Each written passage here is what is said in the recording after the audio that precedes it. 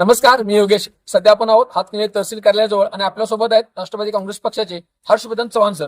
जाणून घेऊया त्यांची नेमकी भूमिका काय सांगाल सर आपण?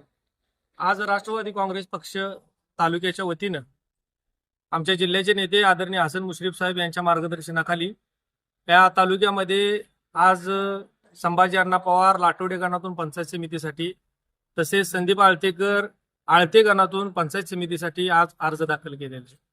या हातकणंगले तालुक्याचा विकास, पायाभूत सुविधा, मूलभूत सुविधा, या ठिकाणी असणाऱ्या ज्या जिल्हा परिषदच्या शाळा आहेत, आरोग्याची जी परिस्थिती आहे अखंड तालुक्यामध्ये, ह्या परिस्थिती चांगल्या पद्धतीने हाताळण्यासाठी जिल्हा परिषद आणि पंचायत समितीमध्ये आपले चांगले उमेदवार असले पाहिजेत, कामाचे उमेदवार असले पाहिजेत, अशा पद्धतीची भूमिका घेऊन राष्ट्रवादी काँग्रेस पक्ष तालुक्यामध्ये पंचायत समिती आणि जिल्हा परिषद लढवणार आहे. आणि या तालुक्यामध्ये जी मोठ्या प्रमाणामध्ये जी आर्थिक दुरावस्था आहे, बेरोजगाराचं प्रमाण आहे, आर्थिक प्रबळ करण्यासाठी, युवकांना सुद्धा या ठिकाणी रोजगार निर्माण करण्यासाठी आपली माणसं ताकदीची असली पाहिजे, अशा पद्धतीची भूमिका घेऊन आम्ही मतदारांच्या समोर जाणार आहे.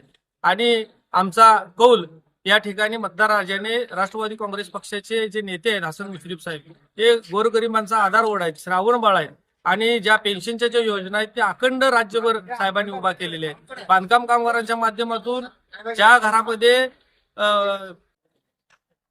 सिमेंट कॉन्क्रीटची पाटी असायची, अशा घरामध्ये आज संसाराची पेटी आदरणीय साहेबांनी उभा केलेली आहे.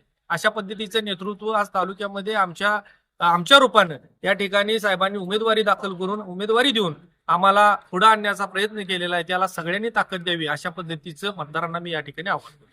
नक्कीच आपण ऐकलात की राष्ट्रवादी काँग्रेस पार्टीने आतापर्यंत केलेल्या कामाचं योगदान हर्षवर्धन चव्हाण सर यांनी सांगितलंय आणि राष्ट्रवादी काँग्रेस पार्टीला पाठिंबा द्यावा अशा प्रकारचं मत त्यांनी यावेळी व्यक्त केलंय. धन्यवाद सर.